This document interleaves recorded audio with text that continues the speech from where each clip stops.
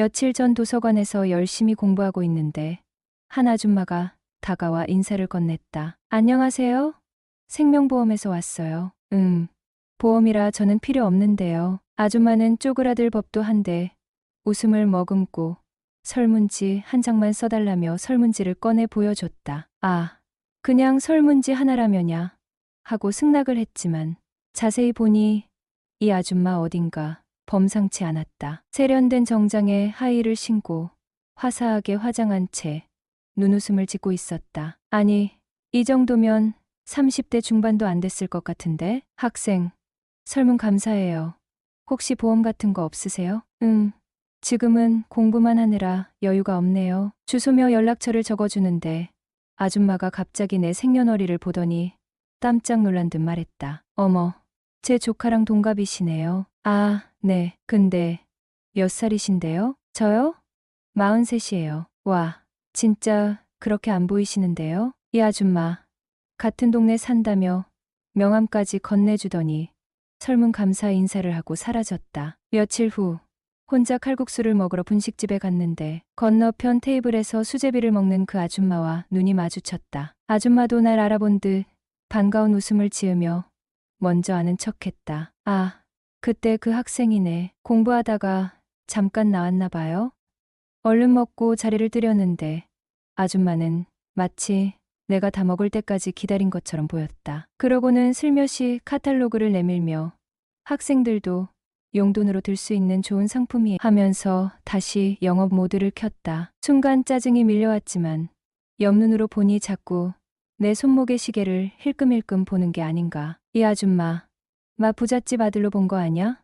생각하니 괜히 웃음이 나왔다. 그렇게 일요일마다 도서관에서 아줌마를 계속 보게 됐다. 이상하게 그녀가 좀 짠해 보이기도 해서 나도 모르게 보험이라도 하나 들어줘야겠다는 마음이 슬쩍 들었다. 그날은 일요일이었고 평소처럼 도서관에 갔지만 어딘가 허전했다. 몇 주째 도서관에서 마주치던 보험 설계사 아주머니가 보이지 않았기 때문이다. 공부도 잘 안 되고 문득 그녀에게 연락해보고 싶어졌다. 장난스럽게 보험 관심 있음. 시간 나면 도서관 들러요. 칼국수 먹던 도서관 남학생입니다. 라고 문자를 보냈다. 예상보다 빨리 답장이 왔고 그녀는 언제 어디로 갈까요? 라고 묻기에 오늘 저녁 5시 도서관 앞마당 경비실 옆 3번째 벤치 목련꽃 많이 핀 쪽입니다. 라고 장소를 지정했다. 늦어서 거절할 줄 알았는데 그녀는 네, 그럴게요. 라고 흔쾌히 답했다. 시간이 되어 배낭을 메고 벤치에 앉아 있는데 멀리서 그녀가 걸어왔다. 눈화장도 은은하게 하고 아직 쌀쌀한 날씨인데 짧은 치마를 입고 있었다. 여기 말고 커피 마시면서 이야기하죠. 라고 말하며 그녀는 근처 작은 다방 같은 커피숍으로 나를 안내했다. 우리는 커피를 마시며 이런저런 이야기를 나눴다. 그녀는 실적이 저조의 회사를 계속 다닐 수 있을지 걱정하고 있었다. 아는 사람도 적고 영업이 어렵다고 말했다. 그럼 남편은 뭐 하시나요? 라고 농담 삼아 물었지만 그녀는 말없이 웃기만 했다. 마음이 쓰여서 가벼운 상해보험이라도 하나 들어주기로 했다. 보험 든 기념으로 저녁 아니 술 한 잔 사주세요 라고 제안하니 그녀는 살짝 망설이다가 환하게 웃으며 좋아요 라고 했다. 우리는 시장통 부대찌개집에 들어갔고 소주 한 병을 시켰다. 그녀는 처음에는 술을 안 마신다고 했지만 내 강요에 소주 잔을 들었다. 몇 잔 마신 그녀의 얼굴은 금세 붉게 물들었고 조명 아래 그녀가 다소곳하게 앉아있는 모습이 어딘가 이성적으로 다가왔다. 웬 술을 그렇게 마셔요? 라는 그녀의 말에 원래 술자리는 이렇게 먹어야죠.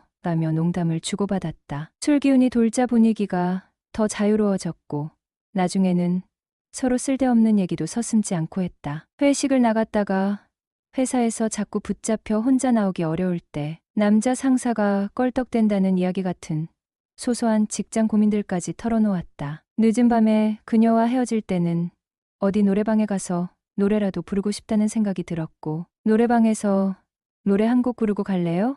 라고 물어보았다. 그녀는 주저했지만 결국 딱 1시간만이라며 따라왔다. 노래방에서 처음에는 내가 몇 곡 부르고 있었는데 어느새 그녀가 마이크를 잡고 신나게 노래하며 춤을 추기 시작했다. 평소 도서관에서 보던 모습과는 사뭇 다른 자유롭고 활기찬 모습이었다. 사이키 조명 아래에서 노래하며 탬버린을 치는 그녀의 모습이 참 사랑스러웠다. 순간적으로 그녀를 살짝 안아보았지만 그녀는 신경 쓰지 않는 듯 노래에만 집중했다. 그날 밤 집으로 돌아가는 길에 이 여운이 쉽게 가시지 않았다. 그리고 며칠 후 친구와 술을 마시고 난 후 외롭고 허전한 마음에 다시 그녀에게 전화를 걸었다. 여보세요? 하는 그녀의 상냥한 목소리에 나는 정태 총각이에요 하고 말하다가 문득 초라한 기분이 들어 전화를 끊어버렸다. 그러나 20분 후 그녀에게서 문자가 왔다. 나 회식 중인데 남편인 척 전화 한 번만 해줘요. 아마도 회식 자리에서 빠져나오고 싶었던 모양이었다. 나는 10분 뒤 전화를 걸어 일부러 큰 소리로 당신 지금 몇 시야?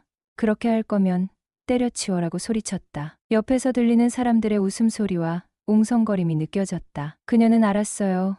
지금 갈게요. 라며 급히 전화를 끊었다. 그리고 얼마 지나지 않아 도서관 앞 벤치에서 그녀를 만났다. 많이 취한 것 같았지만 그녀는 나를 보며 고맙다며 웃었다. 기왕 나온 김에 한 잔 더 해요라고 했지만 그녀는 안 돼요 라며 거절했다. 하지만 그런 기분 전환이라도 하게 노래방 가요라고 제안하자 잠시 망설이더니 딱 1시간만 일하며 따라왔다. 노래방에서 그녀는 이미 꽤 취해 있었고 그날은 전과 달리 술을 마시며 사는 게 참 힘들다라고 몇 번이나 중얼거렸다. 캔맥주를 마시며 우리는 부드럽게 부비부비를 추었고 어느덧 시간이 지나 그녀는 많이 지쳐 보였다. 나가려는 그녀에게 이 시간에 택시도 없고 그냥 누님 집에서 맥주나 한 잔 더 하죠라고 조심스럽게 말했다. 그녀는 잠시 망설이더니 그럼 우리 집 가서 딱 1시간만 있다 가는 거다라고 허락했다. 길을 따라 그녀의 집에 도착하자